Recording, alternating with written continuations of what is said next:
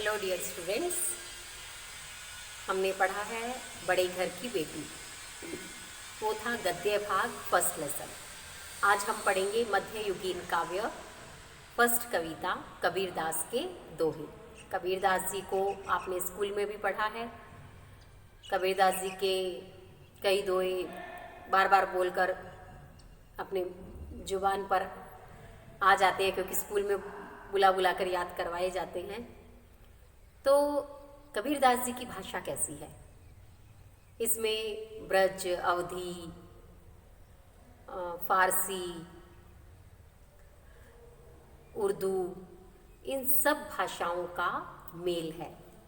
इसीलिए इनकी भाषा को सद्दुकड़ी भाषा कहते हैं और सामान्य अर्थों में खिचड़ी भाषा कहा जाता है। खिचड़ी में कैसे सब चीज़ें मिली रहती हैं, तो इस तरह कई भाषाओं का मेल है।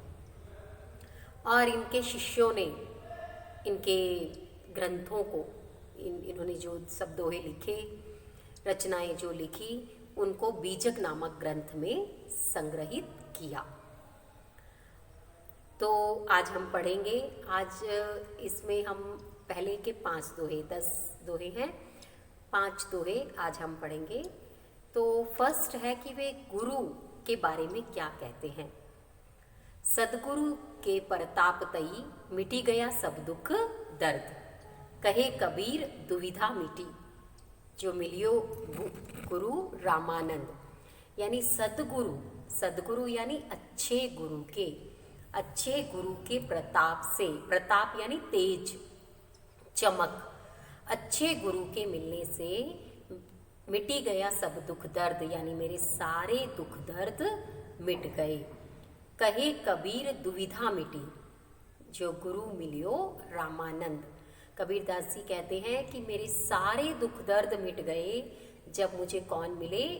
गुरु रामानंद। यानी राम की वे भक्ति करते थे, तो राम को वे ही अपना गुरु मानते थे।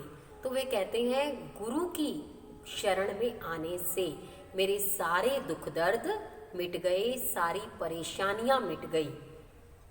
कैसे? गुरु के, सदगुरु के, अच्छे गुरु के चमक से, उनके ज्ञान के तेज से मेरी सारी परेशानियां, मेरे सारे दुख दर्द मिट गए। तो कबीर के गुरु कौन है? रामानंद। सेकंड दोहा जो बहुत ही मतलब फेमस है कि हम बचपन से उसको सुनते आते हैं कि 2 लोग सामने हैं। तो कबीरदास जी कहते हैं पहले तो मैं दुविधा में पड़ जाता हूँ कि किसके पैर छूऊं, पर मैं फिर किसके पैर, पहले किसके चरण स्पर्श करता हूँ? गुरु के। उनके सामने कौन है? प्रभु और गुरु दोनों हैं। पर पहले तो वे दुविधा में पड़ जाते हैं कि अब किसके चरण स्पर्श करूं। फिर वे किसके चरण स्पर्श करते हैं? गुरु के। क्यों? क्योंकि गुरु ने ही उन्हें भगवान तक पहुंचने का रास्ता बताया है। मार्गदर्शन कौन देता है हमें? गुरु। गुरु गोविंद दोऊ खड़े, काके लागू पाए, बलिहारी गुरु आपनी, जिन गोविंद दियो बताए। जिन यानी रास्ता। गुरु गोविंद दोनों मेरे सामने खड़े हैं, पर मैं सोचता हूँ किसके चरण स्पर्श पहले करूँ। गुरु गोविंद दो खड़े, काके लागू पाए, किसके पैर चरण पहले स्पर्श करूँ।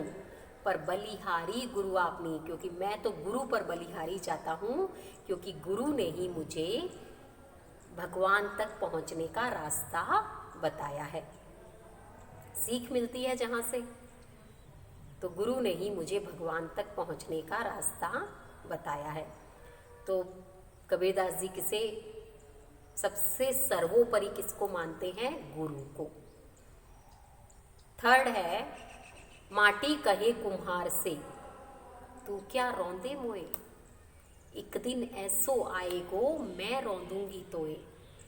माटी कुम्हार से कहती है, मिट्टी, कुम्हार यानी पॉट बनाने वाला, घड़ा बनाने वाला, उससे कहती है तू क्या मुझे रौंदेगी। कुम्हार क्या करता है? मिट्टी को पूरा रौंद रौंद के उससे घड़े की शेप देता है। तो मिट्टी को वे कुचलता रहता है। तो वो मिट्टी कहती है एक समय मेरा भी आएगा, तू क्या मुझे रौंदेगी, एक दिन ऐसो आएगो मैं रौंदूंगी तोए, क्योंकि एक दिन ऐसा आएगा कि मैं तुझे रौंदूंगी। उसका मतलब क्या है, मैं तुझे अपने में मिला लूँगी। क्योंकि अंतिम समय जब व्यक्ति की जान चली जाएगी तो वो क्या होगा कि उसकी सांसें रुक जाएंगी, तो उसे अंत में किस में मिलना है, मिट्टी में। तो तू क्या मुझे रौंदेगा, एक समय ऐसा आएगा जब मैं तुझे अपने में मिला लूँगी। तो वो कहते हैं कभी भी अपने समय पर अपनी चीज़ों पर घमंड नहीं करना है। कबीरदास जी यही देते हैं सीख कि आखिर में तो हमें मिट्टी में ही मिल जाना है। फिर है निंदक नियरे राखिए आंगन कुटी छवाए, बिन पानी साबुन बिना निर्मल करे सुभाए। निंदक यानी बुराई करने वाले को, निंदा करने वाले को यानी बुराई करने वाले को, यानी अपने अंदर की कमियां निकालने वाले को अपने पास आंगन में कुटिया बनाकर रखना चाहिए। उसका मतलब क्या है कि हम अपने घर में उसकी कुटिया थोड़ी बनाएंगे कि हाँ बा तू यहाँ पे रह और मेरी कमियां बता। उससे क्या तात्पर्य है कि निंदक को यानी बुराई करने वाली जो कमियां निकालते हैं उनकी बातों पर भी गौर करना चाहिए, उनको भी अपने मन के कोने में कहीं पर जगह देनी चाहिए। क्योंकि वह क्या करता है, हमें अपनी कमियां बताता है, चाहे उसकी आदत ही है कमियां बताने की, पर निंदक को हमेशा उसकी बातें भी हमें सुननी चाहिए।